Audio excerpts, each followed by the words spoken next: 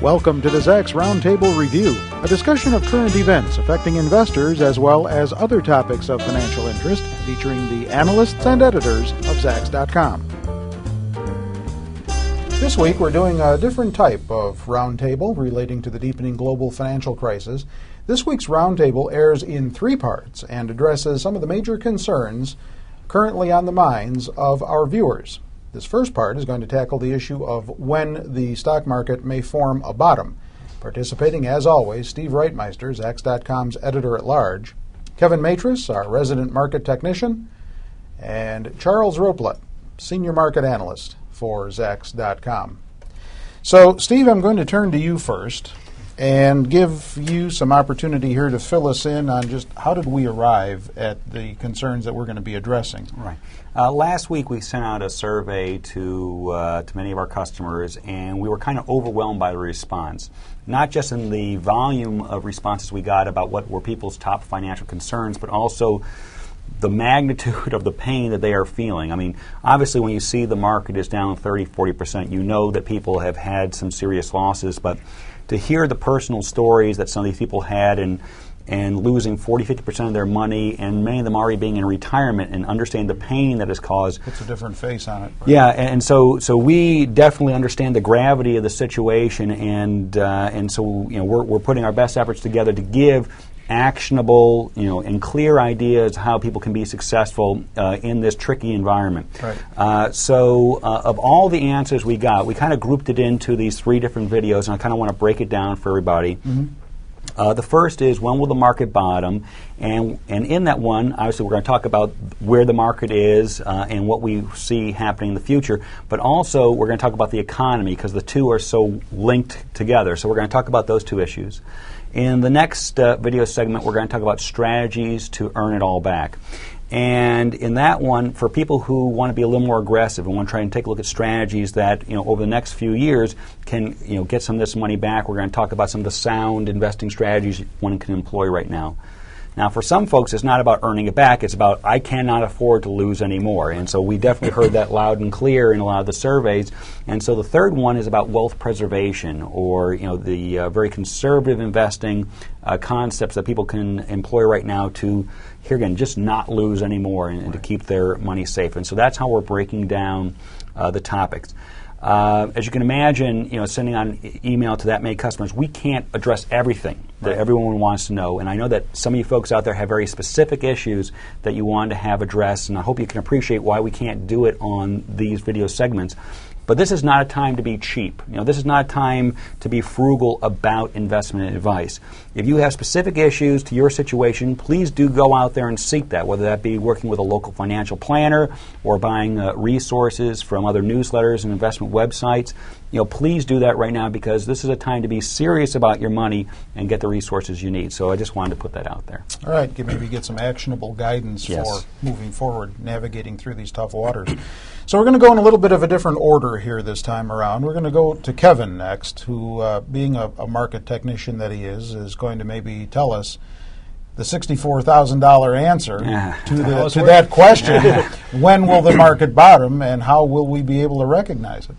Well, nobody really knows, of course. What's interesting is I'm not even looking at the market from a technical standpoint right now, because it almost seems as if the market is just acting completely irrationally. I believe what's important to do is kind of take a look at the historical performance of past bear markets to kind of put all of this stuff into perspective. The one thing I want to say is I'd be willing to bet, based on everything that has happened so far, we have come down so hard, so fast, so much in such a short period of time. I'd be willing to bet that the next 1,000 points is probably going to be to the upside as opposed to the downside. But again, the big question is this the ultimate bottom that everybody has been looking for? Is this the panic-induced capitulation that everybody is looking to see to tell everybody that the bottom is in?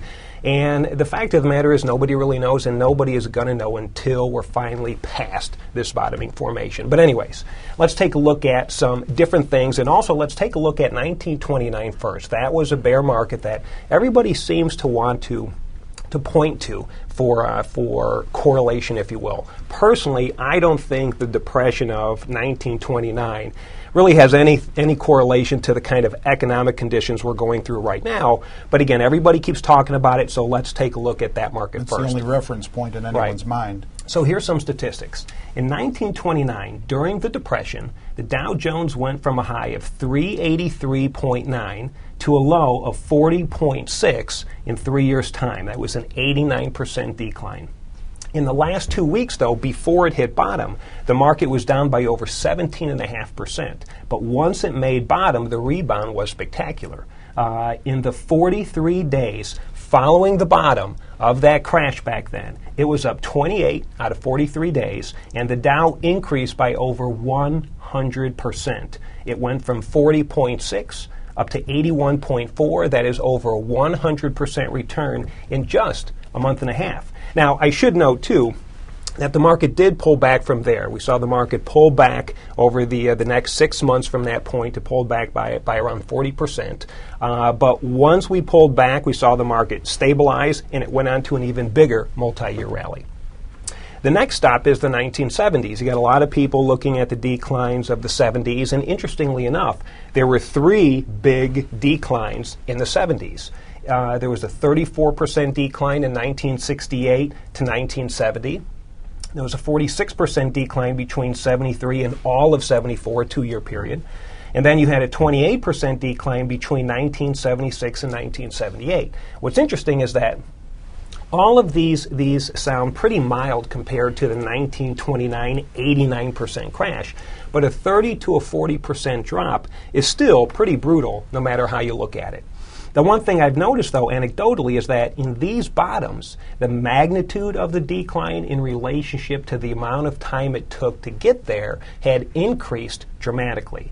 So if you were to take, let's say, the 73 and 74 decline, for instance, it was a 2-year bear market, losing 46%. However, nearly half of that loss had been seen in the last 3 weeks before it hit bottom. Kind of like now, we've seen a 44% decline from the highs of last October to the low that we saw just last Friday, October 10th. But roughly half of that drop, half of the decline, had come within the last 2 weeks. So we saw a great acceleration of this decline. Hopefully we are near some kind of short-term bottom, if you will. But again, that's another reason to believe that maybe we are. The rate of decline has increased so dramatically. If you take a look at another example, take a 1987, for instance, kind of a different situation. But in 1987, the market was... The Black Monday. Correct. In 1987, we were down 41%, and the majority came within the last 2 weeks. One more point of reference I'll make is the decline in 2000 through 2002. Once again, the tech bubble started the whole sell-off in 2000, and there were a lot of other things happening as well. You had the 9/11, and that really put another big crimp on the market. But if you were to look at the bear market and how it finally came to an end in 2002, there was a fast and furious decline. But that precipitated a fantastic rally in 2003. So, in looking at the past major sell-offs and bottoms and how the rate of decline really gains momentum, I see a lot of parallels with this market and the bottoms of the past. So I'm optimistic that some degree of sanity will come back to the marketplace, and we may be beginning to see a bottom being formed. But again, whether this is a bottom or not, there's a lot of great bargains out there right now. All right, let's move to Charles for his take on this current economy then. People want to know, how bad is it? How about job losses to come? We know what's already been reported. What's out there yet that we don't know about? And is this a depression or a recession? And you can't answer that question. Well, let's just start off real quick with the elephant in the room about whether or not, I'm hearing some people talk about depression, and I think there's a lot of hysteria what's going on. I think it's very important before we start talking about what we're going to expect, where we're at. Second quarter, we had positive GDP growth. Unemployment is running at 6%. Typical recessions, we're looking at 10 to 12% unemployment and really negative GDP growth. So for us to get to really a classical definition of what a recession is, and really what typically exemplifies a recession, we really have to look at things getting far worse. And it's important to realize that we could have unemployment rise by 50%, still be at 9%, which still isn't that bad for a recession. It's very painful. It's certainly painful for those people who lose jobs, but I think it's important to realize that we're far away from a depression. And even some of the economists that tend to be bulls, it's important to realize they're still expecting the unemployment rate to rise from here. So we're not looking at this Goldilocks scenario, but I think it's, and I'm certainly not advocating it either, but I think it's important to realize that there's a difference between things getting worse and things falling into a depression. One of the things that is helping us right now is that the brunt of this credit crunch is happening during a period of time when the housing market typically slows. The boom time for the housing market tends to be in the late spring, summer months. When we start getting towards the fall, housing sales naturally drop. People have their kids in schools. They're unwilling to move as much. So in a certain aspect, we're very lucky that the credit crunch is really getting worse now, heading into what's typically a slow time for the housing market versus hitting in late spring. And credit did exist in late spring, but it could have made things far worse. I think the biggest question right now, and really the biggest uncertainty, however, has to deal with exports and the dollar. We are aided a lot with economic growth by exports and the weak dollar, which made those exports more attractive to other countries. As we look at now, we're looking at the dollar strengthening. That makes our products less price competitive. Europe is just now starting to slow. We don't know what the rate of that slowdown is going to be. So when we look out really towards fourth quarter, there's a general expectation. Zacks Equity Research came out recently, expected negative GDP growth. But when you start looking at Q1 and Q2 of 2009, that's really where the big question mark is. It's really a question as to how much is the current actions by the Fed and other central banks going to have on this psychological problem of lenders not trusting borrowers. The sooner all this liquidity and all these actions are taking, the latest is obviously taking equity in banks. The sooner that actually takes effect and gets the LIBOR rate to actually drop, the sooner we'll start seeing credit loosen and the quicker we'll have a recovery. But right now, I think the timing of any recovery is very uncertain. And I think it's important for people to realize that. I think even the people who are bulls do expect some worsening of the economy. But I think even people who are a little bit pessimistic, we're very much a long ways away from going to a severe recession to a depression. We could be looking at a recession worsening, but again, I think when you're looking at worst case scenario, we really have to see a huge deterioration in events from here, which I don't see occurring or any signs that's going to occur. But again, the realm of possibilities is very wide right now, and we don't know for sure what's going to happen over the next 6 to 9 months. All right, there you have the current lay of the financial land, so to speak. Now, in part 2 of this roundtable, we're going to outline some strategies recouping losses. With Steve, Kevin, and Charles, I'm Terry Ruffalo.